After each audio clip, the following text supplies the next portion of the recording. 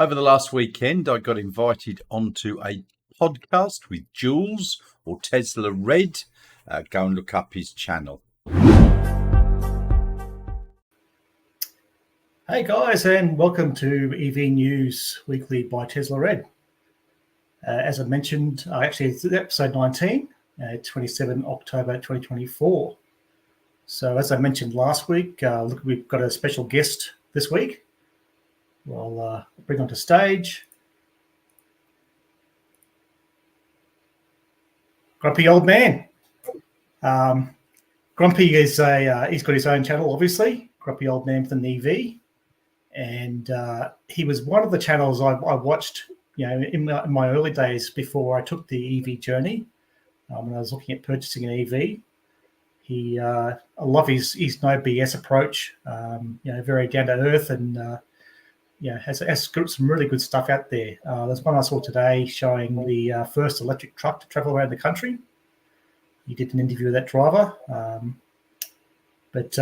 Grumpy, welcome to the channel.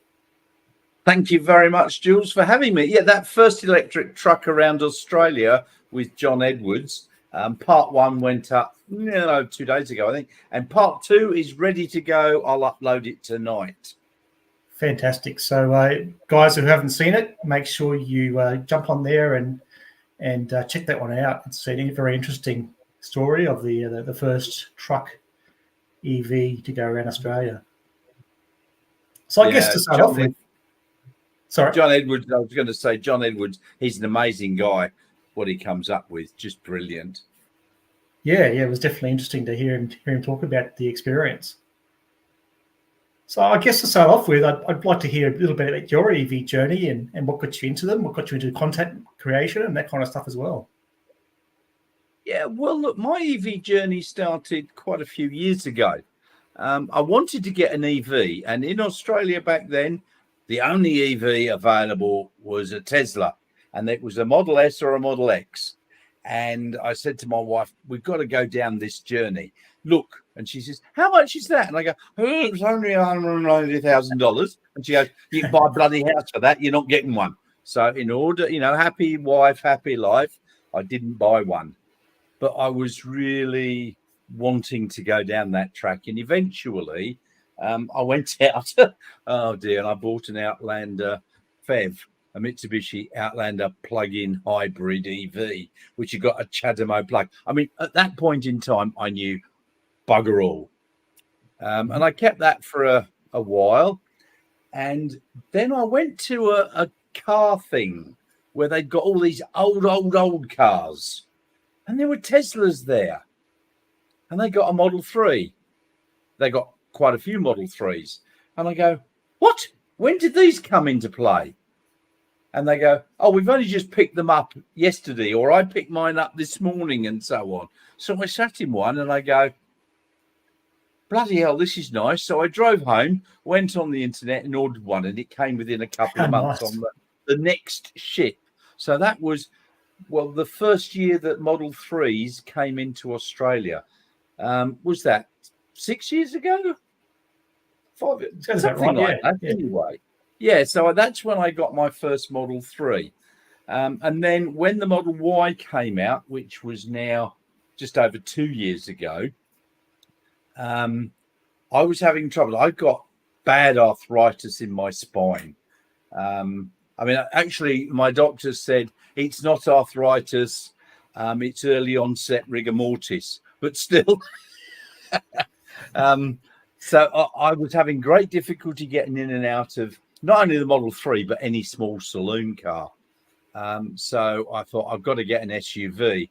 And back then, there was the Atto 3 from BYD, was not yet in the country, but it was available to order.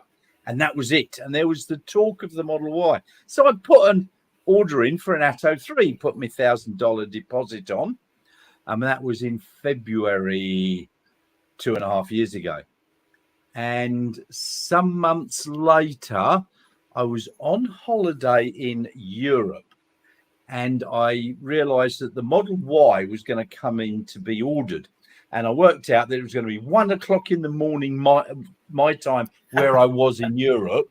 So I got up at 1 o'clock, went onto the Tesla Australia website and go click, click. No, I can't order it yet. I can't order it yet. I can't order it yet. And I was sitting there and I was clicking refresh, refresh, refresh, and fell asleep. And 2 or 3 hours later, I woke up and refreshed. Oh, I can order. So I ordered it. And I got one that came in on the very first ship with Model Y. So that was, and I got that, just over 2 years ago, and sold my Model 3. So I've been in Teslas for the last, 5 or 6 years. And I've got my Model Y, and you can probably see it's blue. Is it there? Yep. Yeah, that's Perfect, not it. yeah. That's off the Tesla okay. website. But, so, yeah, I mean, it's actually, if you look on each side of that, that is actually my Tesla there Right. when I picked it up, the Model Y. And I just love it. I think it's a great car. Elon, now that's a different kettle of fish. We won't go there, but the actual car, brilliant. So your 3 would have been one of the Fremont ones? Oh, it was a Fremont one, yes. Yeah. So that's and the Model Y is from, the Model Y is from Shanghai. Yeah. And did you have any problems with the 3? Sorry? Did you have any problems with the 3? I know there was a lot of build quality issues back then in the early ones. No, look, honestly, I mean, comparing the build quality, the Model Y has got better build quality than the Model 3. But I really didn't have any problems. There was a few little odd gaps that weren't quite even. But, I mean, my OCD only kicked in when I looked and go, oh, yes, I remember that. No. But otherwise, it wasn't all that bad. So, look, I was very happy with the Model 3. It had got the old 50 kilowatt nickel NCM aluminium battery that Tesla were doing back then from Fremont. But it was a bloody good car. It had got a lot of poke in it for something like that. I mean, it was back then, it was about supposedly 5.5 seconds. 0 to 100, but mine seemed to do it a little bit quicker than that. But now the Model Y is 6.5 or 6.9. It's still no slouch. That's still quick. That's still very quick. Yeah. Yeah. Before we go any further, I'll just say good day to a few of the viewers here. We had a bit of a discussion before the stream even went live. I see Tom here has just done a good trip in his Model 3 rear-wheel drive. Well done, Tom. That's awesome. Yeah, look, even the rear-wheel drive has got plenty of range for long road trips. The M3 Highland, that looks a lot better than the original one that I had. Yeah, that's what I've got as well. The Highland. I did the Canberra to Melbourne to the Barossa and back, and that exactly right. The right rear-wheel drive, even for those sorts of trips, is a perfect car. I'd love to hear more about that inland route, Tom, at some point. Look, I'm actually going on a road trip myself in a week. I live in south of Perth, and I'm going up to Perth and down to Kalgoorlie, it's a nearly 650 kilometre journey. So, I mean, I've done journeys similar, up to 400 k's before, but not a 650 kilometre one in this country. I see there's more charging stations being built in Western Australia now. There's a couple there that's come up recently. Thank goodness. That was one of my bugbears. And I did mention it in a few videos in my YouTube channel. But now they are getting there. Tesla still won't install too many superchargers here. I think we've got 5 sites now. When I first got mine, there was 1. Yeah. I mean, we're pretty spoiled here on the East Coast, but it's good to see that the West Coast is starting to get some, and Tasmania as well. Yeah, they're spoilt in America. I was in America not more than 2 months ago, and I hired a Model Y with FSD. It was brilliant. And it drove me for 2.5 hours to my destination from the airport. And I had to intervene once for safety purpose because it tried to kill me and the wife. But otherwise, yeah. Oh, Elon's on tonight, is he? Thanks, Well, Hal. look, I had to bump Elon for a grumpy. I mean, it's he wanted to come on, but I had a special guest. So sorry, Elon. Well, I mean, I'll go and you can have Elon on if you like. All good, all good. Hey, Kev, good to see you. Ethan, welcome. Good to see you. Hello, everybody. And Kylie, good to see you, Kylie. And Hal's there as well. We saw him before. I know Kylie's just had a bad experience. Oh, dear. She doesn't live anywhere near a Tesla service center, unfortunately, so I had to go on a long road trip on the Bruce Highway up north there to get her windscreen repaired, and unfortunately had her roof get cracked on the way back. So that's pretty unfortunate. Oh, no. I feel sorry for you, Kylie. That's, really shocking. Unfortunately, the Bruce Highway is pretty crap for that sort of thing. And she's got a lovely. I've had a cracked windscreen on my Model Y that I had to fix, but the Tesla service center is only about 45 minutes up the road for me. Yeah, she's got a lovely wrapped Model 3 that looks awesome. I've had it on the channel before. So yeah, it's a real shame to hear that. Hopefully, we can get it fixed shortly. Some more comments here. Yeah, we did the Great Ocean Road as well. It was a good trip. Yep, Port Augusta, I'll have that on shortly. I've got a picture of that. Hey, Dronus, how you going? And hey, Dr. Byron. All right. So, yeah, look, interested to hear on how you got into producing content, Grumpy.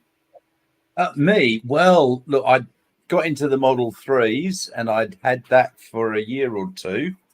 And then because I'd studied it and what have you before I got it, there was a lot of people who were then buying Model 3. Well, not a lot, but there were a few who were buying Teslas or owning Teslas that were struggling.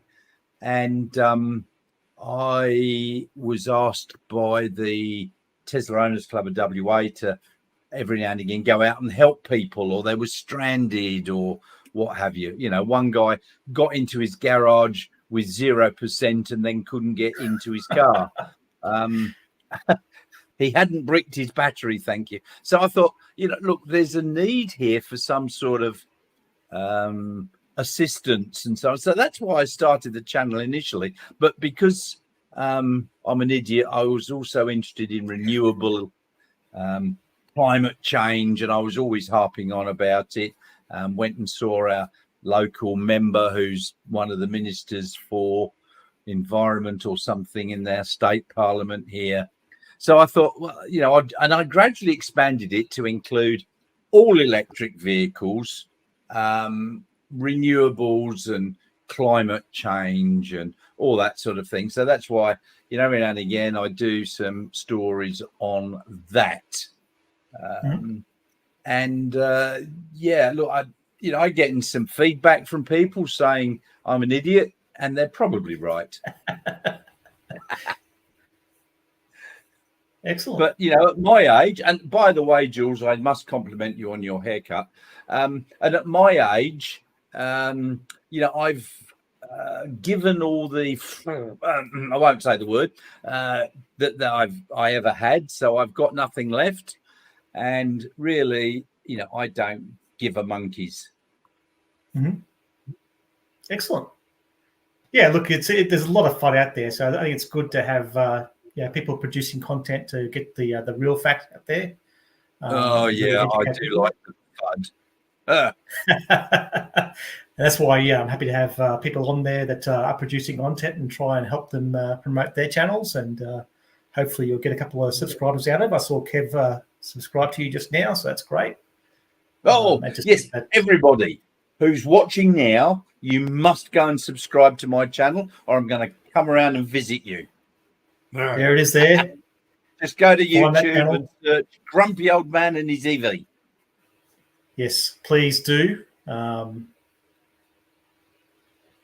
Definitely. So yeah, look, I did see your video on the FSD as well. That's an interesting story. Do you have FSD in your car?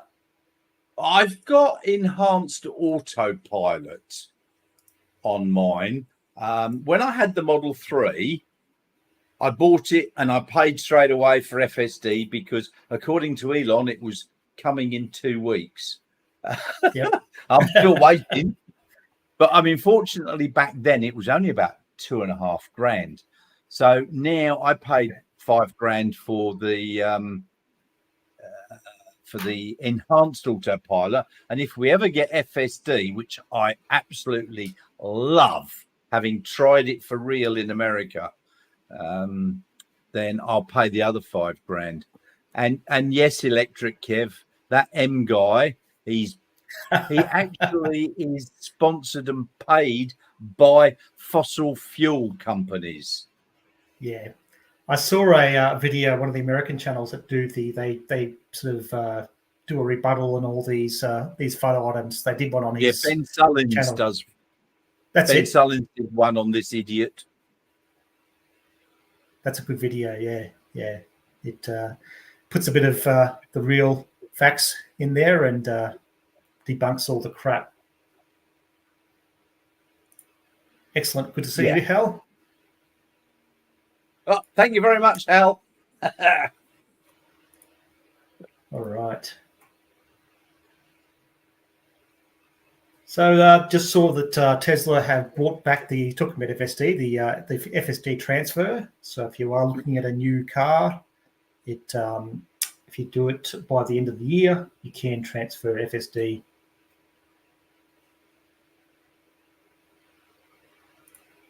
Yeah, is that in all countries? I know it's in the US and Australia now. I don't know about other countries, but definitely in Australia. Yeah, I got that email during the week. Even though my car's not even 12 months old, so I won't be upgrading, obviously. But certainly I know a few people are taking advantage of it, so it's good to see. So we had the Tesla earnings during the week. I don't know if everyone caught that, but there were some really interesting tidbits that came out of that. They had a very strong quarter, definitely did a lot better than expected in a lot of areas. But one of the biggest bits of news that came out of it is that they actually have been running a ride-hailing service for their employees throughout San Francisco. So they've got the app. So this app that we saw this several months ago, is actually the app they're using for their employees to catch robotaxi type services in San Francisco with a safety driver, though. Yeah, they've got to have a safety driver. Correct. Yeah, but so that was a bit of a surprise. No one knew that was actually happening. But this app, looks great. You can set temperatures. You can set the music you want when it picks you up. California have a rule for autonomous operations where they need a certain number of hours with the safety driver before the safety driver can be removed. So this will definitely help. They've obviously already racked up, I don't know how many, but if it's been running a few months, that's a good news piece. I think Elon announced that it will be happening in California and Texas to start off with. They'll eventually end up with their robo-taxi. Yes. Yeah. So separate to this, there's a video that appeared in the last few days where one of the Palo Alto officials in California, they confirmed they're in discussions with Tesla regarding cybercab operations. They want to use it to actually replace buses because their buses are underutilized and not really efficient. So they want to actually get Tesla in there to run cybercabs to replace their buses. So apparently they went to the 10th of the 10th event and they loved it. They were raving about Tesla and it was really interesting. And as awesome as that sounds, I mean, it sounds like they're pretty close. By the comments Elon made, it sounds like they're even closer in Texas. So the predictions of being able to start operations early next year seem to be pretty solid. Yeah, it's interesting. I look forward to something like that happening here. Absolutely, yeah. I think it's going to be a little way away here, especially for a full robotaxi type operation. Well, Australia is probably the most bureaucratic country in the world, with the most red tape that wraps everything up for years and years and years. Definitely. And look, they've got to get the right-hand drive. They haven't released any sort of FSD yet in a right-hand drive market. So I think like China will be the next cab off the rank, and that's looking like it's happening. It's getting pretty close. Then Europe, and we tend to sort of follow Europe, sometimes fairly quickly, sometimes less quickly. So to get FSD supervised, I think if Europe happens early next year, then first half of next year, towards the end of the first half might be a realistic type frame, but it'll depend on when that happens.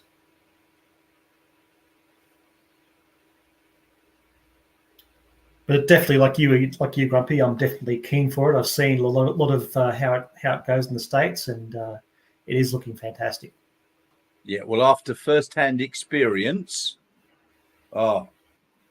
it's lovely. I only got 12.3.6, and I think they're up to 12.5, maybe 12.6 coming out soon. But 12.3.6 was just mind-blowing. Yeah, look, even enhanced autopilot, I use it all the time when I'm doing a long trip. I drive from Canberra to Brisbane quite often. I'm doing it again in a week or so. And look, it's just reduces fatigue so much. It's fantastic.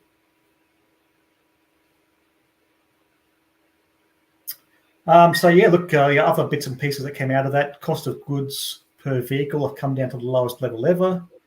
The preparations are keep ongoing for their new vehicles, including the more affordable models, which should be launching in the first half of next year. Elon confirmed that in the event of Hardware 3 not being able to do full FSD, it'll be upgraded at no cost for those who have purchased it.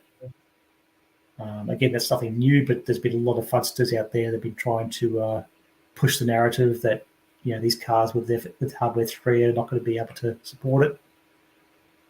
Cybertruck, they've already made that profitable. They're only a third of the way into the ramp for that. It's now opening up to non-foundation orders.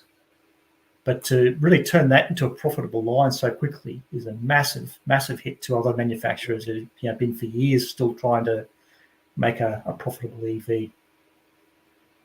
Did you get to check out the Cybertruck over there, Grumpy? I did. I got to sit in one. I didn't get a test drive because I was in New York. I test drove a Rivian, and I sat in a Lucid, and I sat in the Cybertruck. The Cybertruck is a lot bigger than you think. Yes. It's about 1.8 meters tall at the center point, and it's quite wide. So look, I'm not sure. My wife says no. So as I said, happy wife, happy life. If it comes here, it doesn't look like I'm going to be getting one. But I got to sit in it, and I test drove, as I said, a Rivian R1S, and I like that. That's very nice. Yeah, the Rivian looks good too. Yeah. The only problem there is they still haven't been able to get profitable, and the amount of money they're losing is they're not profitable. Ridiculous. No. But I mean, it's amazing that the Cybertruck has become profitable already. And what amazed me about this presentation of the financial statements was normally what you expect is the day after the shares do a nosedive, but they skyrocketed. They went up 20-25%. They hit basically almost $270 today. Tell me about it. I was sitting there. 219 the day before they did their financial statements. I was sitting there with a bit of money ready to go to buy some more shares, and I was expecting exactly that all the analysts would be unhappy that they didn't get the answers they wanted and the shares would drive. But unfortunately, no, I didn't get to buy them. You didn't buy any more. Oh, well. No, I was waiting for that drop, but it just skyrocketed, so I held off.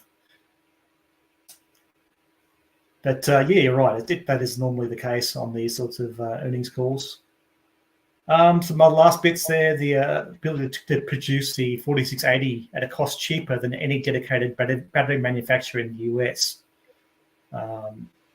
Obviously not cheaper than China yet, but the ability to make those sort of breakthroughs. I mean, the dedicated battery manufacturers have been trying to perfect that dry cathode, dry cell process for years, and Tesla's managed to do it.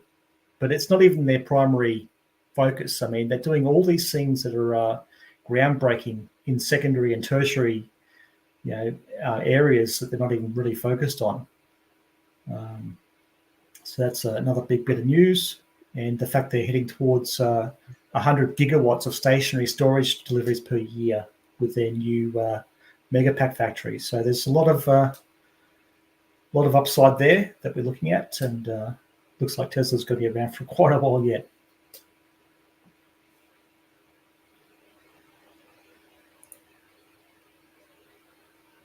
Yeah, that's right.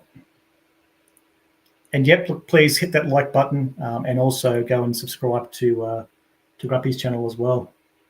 Don't forget, you got to subscribe to Jules's TeslaRed.Jules channel. Yes, please. So yeah, look, this is the Cybertruck in Adelaide. This is courtesy of Electric Kev here.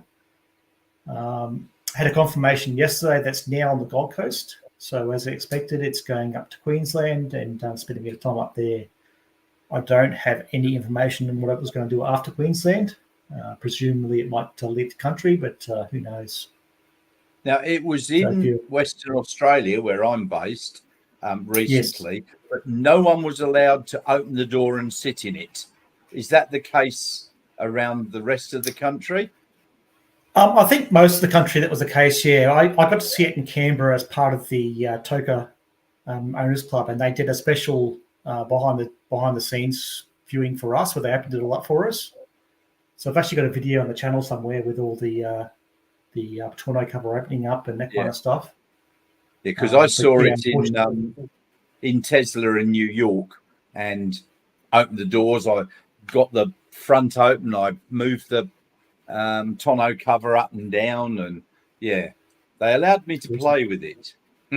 Yeah, they're definitely very protective here. They weren't letting many people do anything at all in most places they went to. So, but if you're in Queensland, I'm assuming it's going to Brisbane shortly, then please definitely check it out. I like Grumpy said, when you see it in person, it's just completely different to seeing pictures. The scale of it is quite amazing.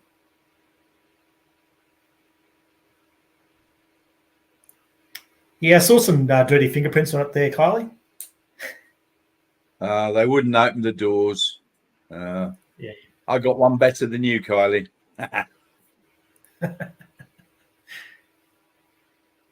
Okay, so the next one here is from Harold Murphy.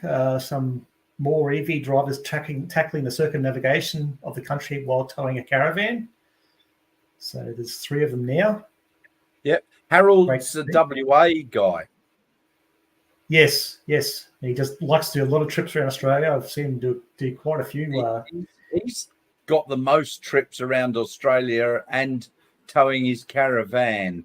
He's got that pop top there with, he's put solar panels on it, and I think it's a 13 or 11.5 kilowatt hour battery on it. Yeah, so he's all ready to go anywhere. Yeah, he does a fantastic job there, really sort of showing that range isn't that much of an issue with EVs, even though they are pop tops and not a full caravan, obviously. But yeah, people don't think you can do this sort of stuff.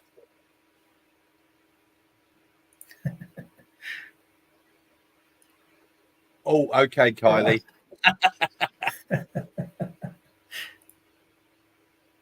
You got us there. Okay, this one came through from Jim Pine. Just a bit of a funny one. The service station there is all shut off, but the Model Y is happily charging over here.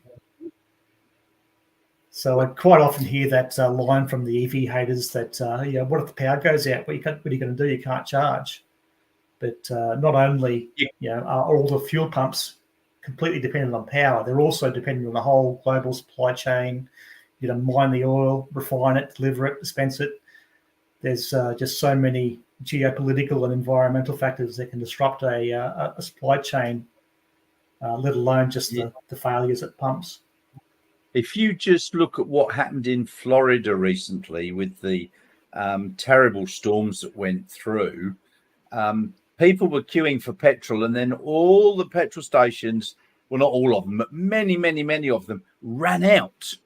So people couldn't get any petrol. But people were there with their Teslas and what have you, charging at the superchargers, charging at home quite happily, and then got full tanks and off they went. So you are actually probably better off with an electric vehicle.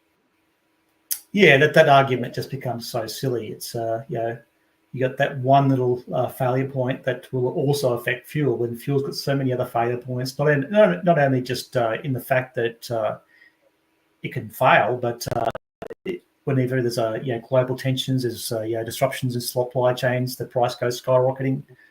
And the fact that with an EV, if anything does go wrong, you do have a natural disaster or something, you're much more likely to be at or near 100%, because you're charging at home. There's no effort in charging. You plug it in at night. So when something goes wrong, the car's more likely to not need filling up. And then you've got solar. You've got all these different various sources of power you can get, or you can drive a couple hundred kilometres, and get charged up if you need to, really. Thanks for taking that pick. Yeah, I've got a problem at home because now we're coming into summer. We've had lovely, hot, sunny days here. I've got a problem. I don't know what to do with all these spare electrons except give them back to the grid at a pathetic rate. My car's sitting in the garage once again at 100%. Exactly, yeah. And the last few weeks I've been charging for nothing, or even getting paid to charge. I'm on a wholesale rate where it goes negative, so I can actually get paid to charge the car. So we don't have that over here. We've got a government monopoly. Yeah, that's a shame. Yeah, good point, Jeff. They're all Australian made. You aren't paying the Middle Eastern conglomerates. You're not at the behest of whatever happens with shipping chains and shipping channels. So yeah, thanks, Jim Pine, for taking us in that one. And please, if you've got any pictures or stuff you want to tag us on X, my TeslaReds Jules is the tagline there underneath my name. Please do. And this one is also courtesy of Jim Pine. Some news that Ausgrid apparently is on a union go slow, which is holding up a bunch of projects, including some of the charging sites on the New South Wales Central Coast. They were supposed to be almost ready in September, but that's apparently causing some problems at the moment. So some of those charging sites that have been sitting there and not getting completed, that's the reason for it. Sorry, I missed that. What was the reason? Bureaucracy? Sorry, Ausgrid apparently is on a union go slow. Yeah. Strike. Yeah. So, over here in WA, our state government has been putting in the WA EV network. So they've been putting it all the way around the coast and through the middle and across the Nullarbor. Excellent. Charges every 200 kilometres roughly. The girl who was in charge of the Synergy area, her main problem was getting councils and red tape and so on to allow the installation. And no, you can't put it there. You've got to put it here. And yeah, but there's no power there. There was a lot of negotiations happening. I know a couple of my viewers have tried to get councils on board, and I know one in South Australia particularly has had a lot of pushback from councils that just don't understand EVs, I don't think. Yeah, it's a shame. So another one, this is Narrabri. We showed this, we had the plans for it last week, and already progressing well. We've got basically the charger starting to go in. Also, we're interested to note there the wall charger they've got next to the supercharger. Now, I've noticed this on a few of the recent installations, particularly where they've got the example I've got is Budrum Ginger Factory there. They installed, I think, 6 superchargers and 6 wall chargers. So people who are going to be spending a bit of time and going, visiting the Ginger Factory can charge up slower, not take up one of the superchargers that somebody who's just passing through might want to use. So I think that's a really, really good thing. I don't know how this one's going to work because it's all both going to one stall, but in other examples, they're actually spaced out, so you can use either or. So that's interesting.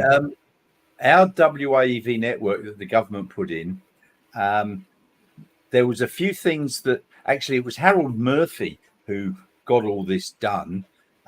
They had to have a backup destination charger in case the superchargers or the fast DC chargers decided to go bung, which they tend to do, especially if they're tritium.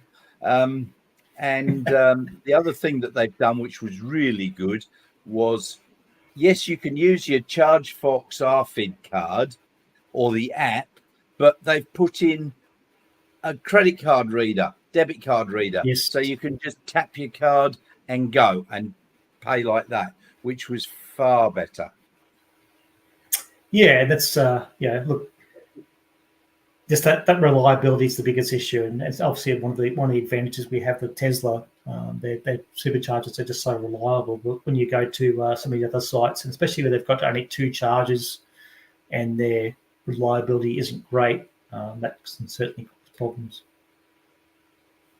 But it's I like this idea of having a slower charger, especially if it's cheaper as well, because a lot of times when I'm going on a road trip, you'll have lunch or dinner, and the car's ready, when you have to start it eating your lunch. It's so quick these days that to charge up that you're getting rushed to leave because the car's ready to go. You don't want to hold other people up, so it's good. And to then you're getting charged idle fees if you're not careful. That's right. Yeah, if you sit there with 100%, you're going to get charged idle fees. So most times I've been lucky. There's only been 1 or 2 cars at every site I've been to, but it's certainly, I find the charging is, I probably have to wait, on a road trip I do from here to Brisbane, I might wait 5 minutes for charging. That's it. Every other time the car's ready before I am. So it's good sometimes to have that slower charging. Yeah, agree. People think they need, 800 or 1,000 kilometre range in an EV. It's really not necessary. I think to drive safely on a road trip, you're stopping every 2 or 3 hours anyway. You might as well charge while you stop and just grab a coffee or whatever you need to do. Yeah, I personally, at my age, I've got a 2-hour bladder. Yeah, for sure.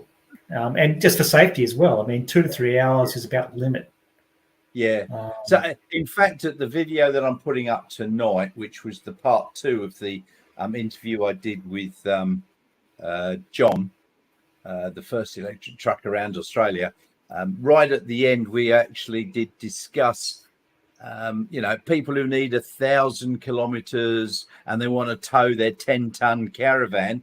Well, if you're going to do that for 1 or 2 weeks a year, buy an electric vehicle and then go and hire a Toyota Land Cruiser for those 2 weeks and do it. I mean, you're not going to need it every day. Your average trip's like 30 kilometres, maybe 50 kilometres at the most. So if you're dragging around a battery that's capable of 1,000 kilometres, it's just an extra weight dragging around for no reason. It's just the efficiency just isn't worth it. And if you don't need to drive 1,000 kilometers, you need to have brakes. And look, the charging's so fast these days that those brakes will more than enough get you more than enough time to charge up for the what you need for the next trip. Agreed.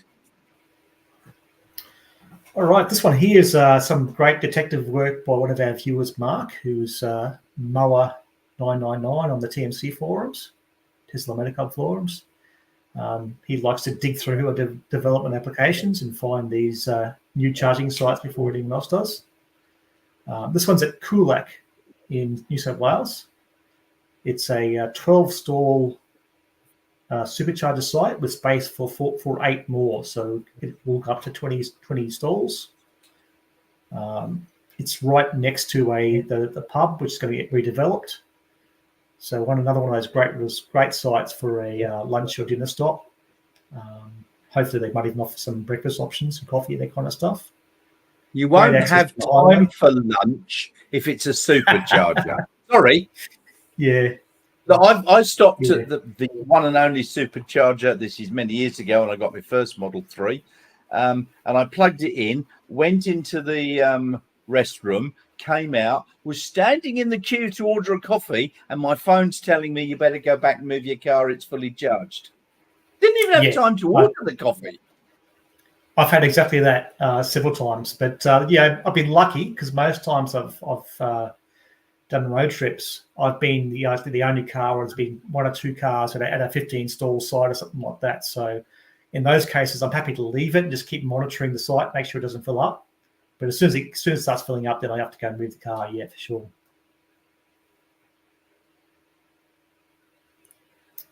Hey, Lewis, good to see you. So yeah, that's a good one. That's probably going to replace Gundagai. I don't know if they'll keep Gundagai going, but it's definitely going to be well used on that route. And another one of the great development application detective work. This one is Richard V on the Tesla Motor Club forums, and this one's Goulburn. So this is going to be right next to the big Merino. So there's an existing site in Goulburn, which is a pretty small site. It's a fair way off the highway. This one is obviously right on the highway. This is a 20 stall site, so another massive site with good food access, good amenities, and right off the highway. I'm jealous. Over here in WA, we've got a couple of sites with 6 stalls and a couple of sites with 3 stalls. Nothing that large. Yeah, look, hopefully they'll keep building them out there. But like I said, we definitely are very spoilt in the East Coast, at least up till Mackay-ish. And Mackay's got theirs building still at the moment. But as far as Tesla superchargers, we are very well spoilt, and it's so easy to do any trip along the East Coast and even out to Adelaide currently. So hopefully they'll keep building them out. Now, one thing that they do not do very well, and that is cater for disabled people. I have noticed, and it was one of these development applications, actually, I think it was the previous one. They actually did have a couple of stalls that had signage on them saying, please use these last, reserved for disabled as a priority, or something along those lines. They're a little bit bigger stalls. I was about to say they need to be wider because, I've seen disabled people in wheelchairs with an EV, and it's not good for them.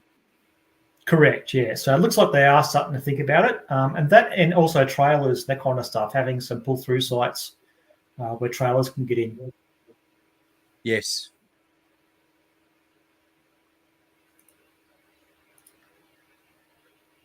Okay, so Port Augusta, someone mentioned earlier. This is now online. This is the photo from Tesla. This is one of those ones we talked about last week, which is a prefab sled that they just bring the whole thing out the back of a truck already built and just basically pop it into the concrete and away they go. So there's 2 of those now. Bordertown was the other one. So that the first time they've used these types of sleds in Australia to quickly build up a supercharging site. those went in very quickly too, so that's great to see.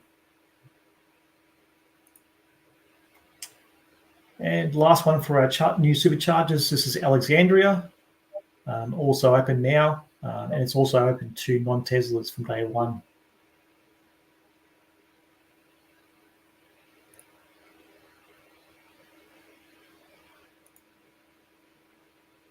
Use Kylie, who's actually taken quite a few pictures of the Mackay one for us.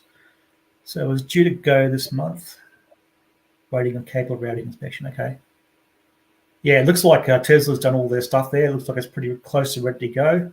Obviously waiting on the power stuff to get sorted out. Thanks for the information. So yeah, look, other news. Y is looking to become, or it did become the bestseller in Europe again in September. There are actually 8,000 sales in front of second place, so that's good to see. We're definitely looking like it'll be the best-selling car in the world again this year, and looking on track to be the best-selling car in America for the first time. It will be interesting, though, as I said last week, the announcement, or sort of the leaks about the Model Y Juniper may hit those sales towards the end of this year. It'll be interesting to see how that affects things. Yeah, okay. Thanks, Mark. Yeah, look, obviously some gremlins in the system. Hopefully they get that sorted out quickly and they match the normal reliability. Once they iron out the gremlins, Tesla superchargers are very reliable. Yeah, that's right. It's stuff I've never had a problem yet. I've had problems with other chargers, even though I rarely use other chargers. But yeah, the Tesla ones, it's just so easy. Plug in and you don't have to worry about anything. Does it all for you. Yeah, I saw that, Hal, just as I was getting ready to go live, so I didn't manage to add it there. But it definitely was a New South Wales government announcement. They're trying to put them in at all the tourist spots, so that'll be interesting to see how that plays out. We know that there's rumours of a new supercharger site at the Big Banana from Tesla. I think that was one of the ones they talked about. Yeah, that's right. That northern route there, that they definitely need some more love. Mackay will be definitely a good stop there. Again, those Queensland Superhighway, whatever they call it, electric highway, they're just not reliable enough, and you don't have the backup that you do with the larger sites. Jules, that picture with the red Model Y being towed by the Cybertruck, was that taken in New York? It might be, I think. Yeah, I think it was. That's very close to where the Tesla showroom is in New York. And there's also, literally around the corner, there's a Lucid showroom and so on. And that's where I was walking only a few months ago. It just looked familiar, that was all. Yeah. I could be wrong. I'm pretty sure that was. All right. So other news, we've had another station open up in the Vegas Loop in Las Vegas. Be good to see them actually go full FSD in that loop. Yeah, would. Especially if they go driverless as well. As far as some software information, so Tesla app updates on X have given us some more information that there's a Tesla Watch app being worked on. The reverse actual smart summon is they've dug through the code for the app and seen information there on the reverse smart summon actually being in the app, and some updates to the SDK there. As far as just before you go on, Jules, sorry, I've got to go, so I just like to say to everybody, you've just got 3 things to do. Those that are watching, Don't forget, click on Jules's like and subscribe buttons below. And the third thing you've got to do is go over to my channel and subscribe. Yeah. Please do. Thanks very much for your time, Grumpy. Really appreciate it. Oh, look, that's great. Thank you for inviting me on. Really appreciate it. Okay. No, and goodbye, everybody.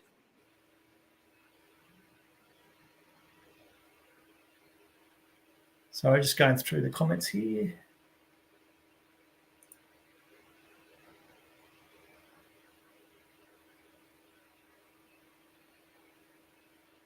Oh, interesting. I remember seeing the old the free ones there. Didn't realise they'd replaced them. Okay. 80 cents per kilowatt. Yeah, that's pretty pricey.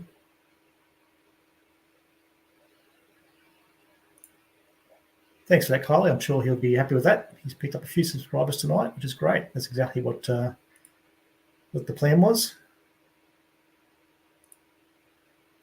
Thanks for coming, Ethan. No worries at all.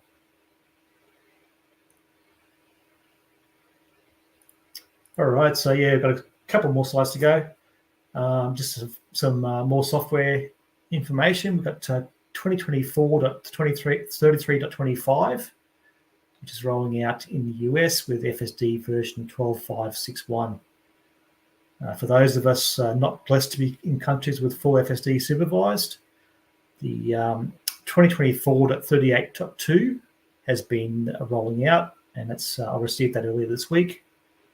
I haven't noticed any massive improvements. There are a few bits and pieces in the release notes, but quite often with these, when you get a new branch like that and they haven't got many, significant visible improvements, there might be stuff in the background that is waiting on approvals or something like that. So we'll have to wait and see what comes with the new versions. So at the moment, we're sitting on about 70% of vehicles on the 32 branch, and the new .38 branch is just over 15%.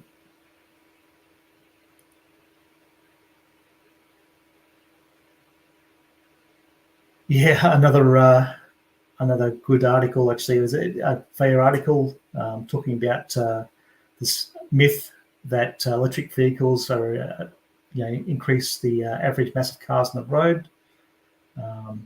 It goes ahead and debunks that, which is good to see. As we all know, I won't go on that one too much. We all know it's another myth. But yeah, certainly some electric vehicles are heavier than others. But as far as Tesla goes, I know it's within about within 100 kilograms of the car it placed in my case, and most people say the same sort of things. And another big mega pack construction. This is Puerto Rico, a $225 million mega pack contract for 430 megawatts of energy storage. It's another big win for Tesla. Another interesting article talking about the amount spent on subsidising fossil fuel. I know it's always a bit of a controversial topic about subsidies for EVs, and as far as I'm concerned, I'm happy for them to remove subsidies for EVs, but they should remove it for the fossil fuel industry as well. People don't realise how much subsidies go into the fossil fuel industry. Not to mention bailouts for the sort of legacy auto vehicles and that kind of stuff. But I think if they want a level playing field, that's fine. But make it actually a level playing field, not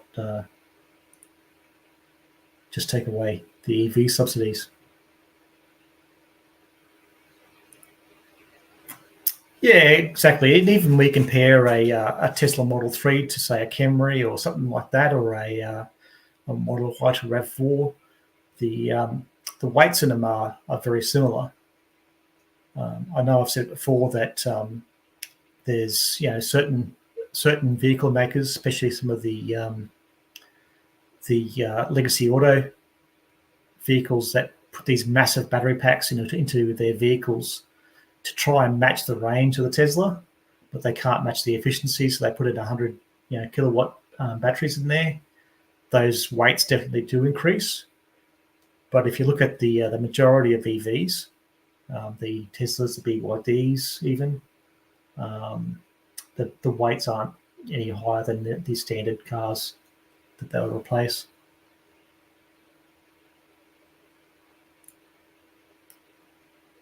Yeah, that's right. And look, if they need these sort of cars, that's fine. But it is a bit ridiculous to make that sort of argument. Yeah, that's right. It's definitely a game at the moment that the fossil fuel industry, Legacy Auto as well, are doing everything they can to try and cling on as long as they can. That's where a lot of this negative media comes from. They've got the dollars to be able to try and sway people using false reports. And look, the billions of dollars they can make every month they delay the inevitable, it certainly pays off.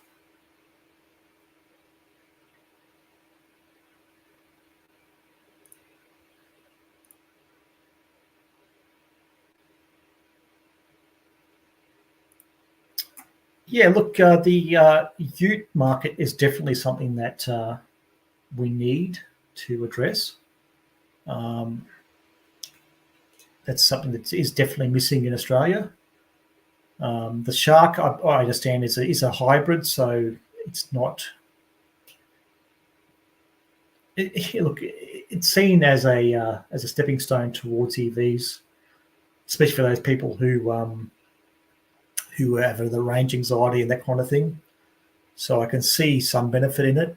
I just don't know. The whole hybrid thing is just a way of trying to delay the inevitable again, because sorry, I was going to have a drink of water. Sorry, voice is going a bit there.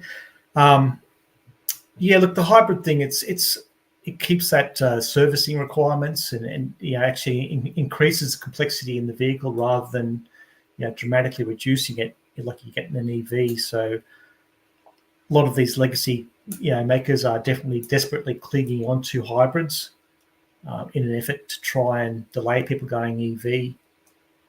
Obviously, their whole profit centers are for the dealerships, that kind of stuff is all through servicing, not through sales of the car as much. So they really want to try and cling on to that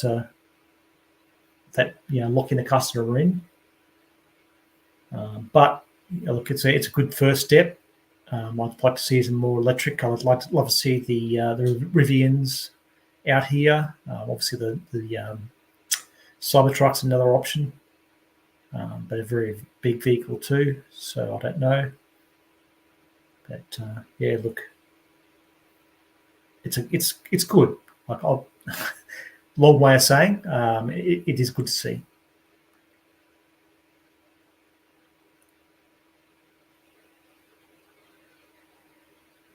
Yeah, that's right. And yeah, that whole locking you into a servicing regime.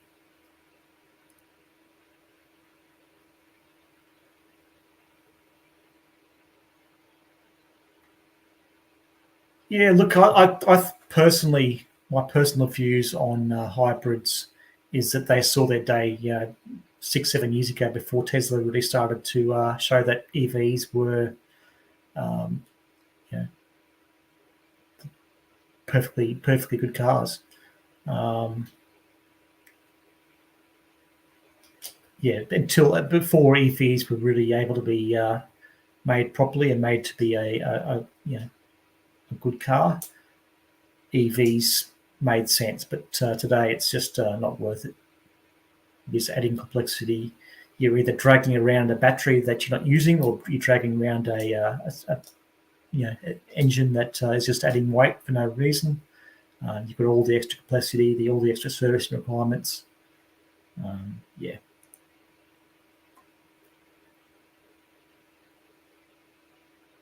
Yeah, it should definitely sell well. Utes obviously very popular in Australia, so it's great to see that kind of it's better than nothing. I would just love to see some more full EV options in that market.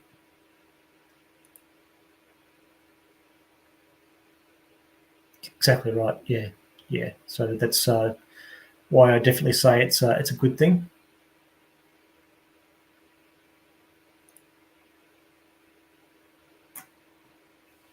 Yeah, so the sodium-ion batteries have been talked about for quite a while. We just hear so many different technologies and stuff being bandied about as far as batteries go, and most of them don't see the light of day. So I definitely will be interested once they achieve, manufacturing some high quantity manufacturing of them. It's definitely a very promising area. Definitely, the LFPs obviously improve things quite a bit as far as the materials used and safety, that kind of stuff. But sodium ion will definitely be another step above that again. So, be definitely interested to see that.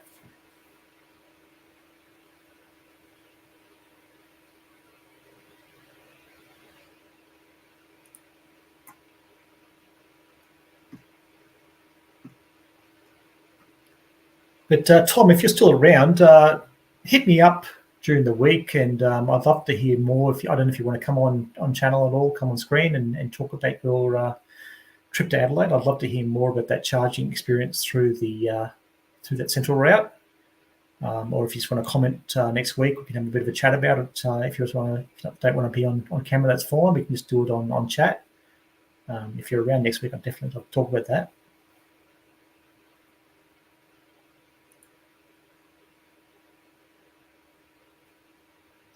Yeah, look, China is definitely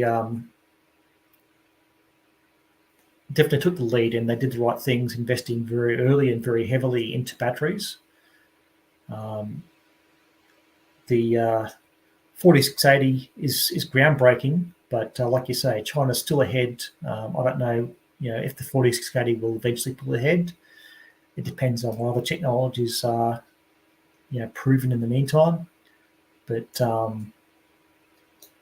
they're definitely, China's done the right thing as far as EVs in general.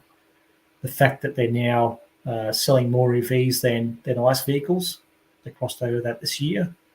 They've just done everything right. It's fantastic. Yeah, perfect, mate. So hit me up on email or X. My email link's in the channel description. I've also got the X account. You can be up there, put it works for you, and we'll figure out how you want to do it. And I'd love to hear more about it.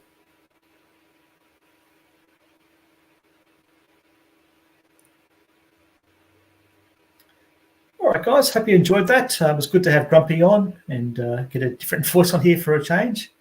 Unfortunately, not a different look. We both got the matching haircuts. But I hope you enjoyed that. And check out his content. He does some really good stuff. Like I said, that was one of the channels that helped me decide to go EV. He's got a really good no BS approach, and hopefully you enjoyed it. If you did, please hit that like, subscribe if you haven't already, and thanks, Hal. And look, check out his channel. Anyhow, guys, other than that, we'll see you next week, hopefully with another big news week with EVs. Got the City Motor Show coming up soon. Unfortunately, again, I can't make it, but I know a few of you guys are going to that, so enjoy.